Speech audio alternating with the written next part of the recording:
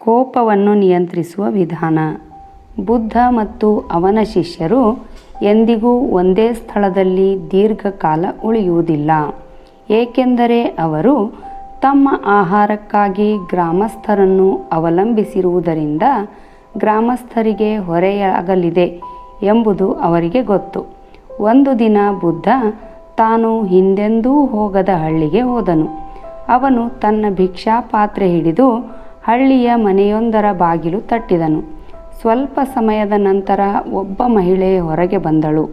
ಕೈಯಲ್ಲಿ ಭಿಕ್ಷಾಪಾತ್ರೆ ಹಿಡಿದಿದ್ದ ಸನ್ಯಾಸಿಯನ್ನು ಕಂಡು ಕೋಪಗೊಂಡಳು. ಮಹಿಳೆ ಬುದ್ಧನನ್ನು ನಿಂದಿಸಲು ಪ್ರಾರಂಭಿಸಿದಳು.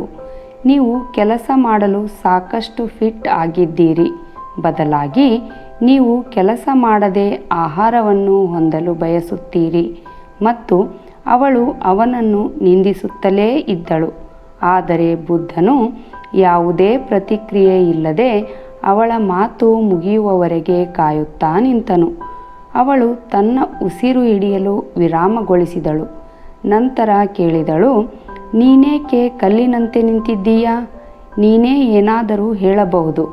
ಬುದ್ಧನು ಹೇಳಿದನು, ಅಮ್ಮ, ಯಾರಾದರೂ ಏನನ್ನಾದರೂ ಕೊಟ್ಟಾಗ ಅದನ್ನು ಸ್ವೀಕರಿಸದಿದ್ದರೆ ಅದು ಯಾರಿಗೆ ಸೇರುತ್ತದೆ?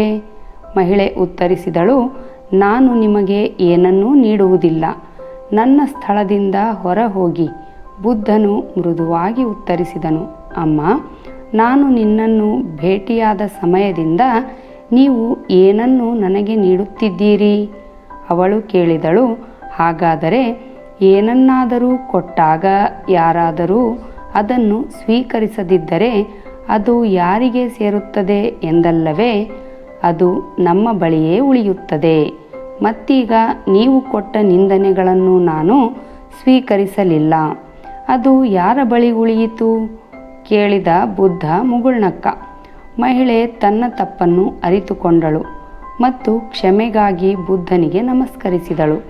ಬುದ್ಧನು ಹೇಳಿದನು, ಕನ್ನಡಿಯು ವಸ್ತುವನ್ನು ಪ್ರತಿಬಿಂಬಿಸುತ್ತದೆ ಮತ್ತು ನಿಂತಂತೆ ಸರೋವರವು ಆಕಾಶವನ್ನು ಪ್ರತಿಬಿಂಬಿಸುತ್ತದೆ. ನೀವು ಏನು ಮಾತನಾಡುತ್ತೀರಿ ಮತ್ತು ನೀವು ಹೇಗೆ ವರ್ತಿಸುತ್ತೀರಿ ಎಂಬುದನ್ನು ನೋಡಿಕೊಳ್ಳಿರಿ. ನೀವು ಮಾಡುವ ಪ್ರತಿಯೊಂದು ಒಳ್ಳೆಯ ಕೆಲಸಕ್ಕೆ ನೀವು ಯಾವಾಗಲೂ ಒಳ್ಳೆಯತನವನ್ನು ಮರಳಿ ಪಡೆಯುತ್ತೀರಿ ಮತ್ತು ನೀವು ಮಾಡುವ ಪ್ರತಿಯೊಂದು ಹಾನಿಗೆ ನೀವು ಯಾವಾಗಲೂ ಅದನ್ನೇ ಹಿಂದಿರುಗಿ ಪಡೆಯುತ್ತೀರಿ. ಅವಳು ಬುದ್ಧನಿಗೆ ಧನ್ಯವಾದ ಹೇಳಿದಳು ಮತ್ತು ಅವನಿಗೆ ಸ್ವಲ್ಪ ಆಹಾರವನ್ನೂ ನೀಡಿದಳು. ಬುದ್ಧ ಅವಳಿಗೆ ಧನ್ಯವಾದ ಹೇಳಿ ತನ್ನ ಪ್ರಯಾಣವನ್ನು ಮುಂದುವರೆಸಿದ. ಕಥೆಯ ನೀತಿ: ಕೋಪ ಮತ್ತು ಮಾತುಗಳ ಮೂಲಕ ನಿಮ್ಮನ್ನು ನಿಯಂತ್ರಿಸಲು ಅಥವಾ ಅಧಿಕಾರವನ್ನು ನಿಭಾಯಿಸಲು ಯಾರಿಗೂ ಬಿಡಬೇಡಿ. ಬದಲಾಗಿ ಕನ್ನಡಿಯಾಗಿರಿ ಮತ್ತು ಅವುಗಳನ್ನು ಪ್ರತಿಬಿಂಬಿಸಿ. ಜಾಗರೂಕರಾಗಿರಿ ಮತ್ತು ನಿಮ್ಮ ಭಾವನೆಗಳನ್ನು ನಿಯಂತ್ರಿಸಿ.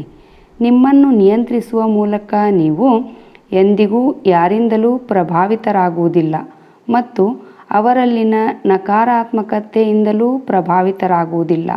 ಮತ್ತು ನೆನಪಿಡಿ, ನೀವು ಇತರರಿಗೆ ಏನು ನೀಡುತ್ತೀರೋ ಪ್ರತಿಯಾಗಿ ನೀವು ಅದೇ ಪಡೆಯುತ್ತೀರಿ.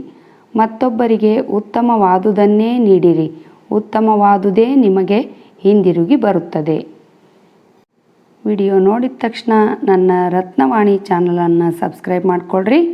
ಹಾಗೆ ಒಂದು ಲೈಕ್ ಕೊಡೋದ್ರ ಜೊತೆಗೆ ಹೆಚ್ಚು ಜನರಿಗೆ ಈ ವಿಡಿಯೋವನ್ನು ಶೇರ್ ಮಾಡಿರಿ. ಧನ್ಯವಾದಗಳು.